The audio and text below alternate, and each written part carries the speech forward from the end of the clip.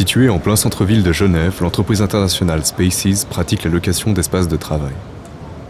Tous les Spaces du monde, en l'occurrence 45 à l'heure actuelle et on envisage jusqu'à 200 à la fin 2018, comportent un espace de coworking, des coworking partagés, donc des grands bureaux partagés avec différentes entreprises, des salles de conférence et des bureaux privatifs. On peut se demander quels sont les avantages de cette proposition.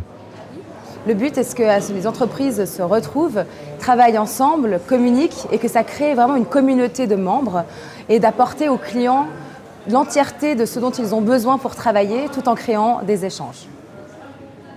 Cela semble s'adresser à des clients bien particuliers. Le public cible, on va dire, essentiellement, sont les entrepreneurs.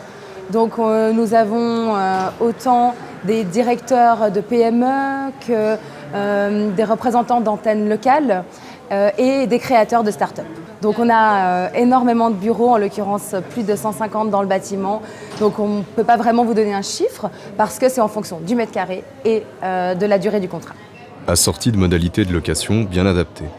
On peut avoir des abonnements au mois, que ce soit pour un bureau privatif, que ce soit pour le coworking ou même pour louer une salle de conférence. La promotion de cette offre se fait bien dans l'air du temps. On communique par plusieurs biais, principalement par les communautés, justement les échanges entre personnes, le fait qu'on organise beaucoup d'événements 2 par mois dans le centre, que les gens puissent en parler autour d'eux. On a évidemment aussi beaucoup de supports, que ce soit site internet, réseaux sociaux. On est également assez présent dans les médias, principalement la presse et les presses locales. L'esthétique des lieux est bien soignée également.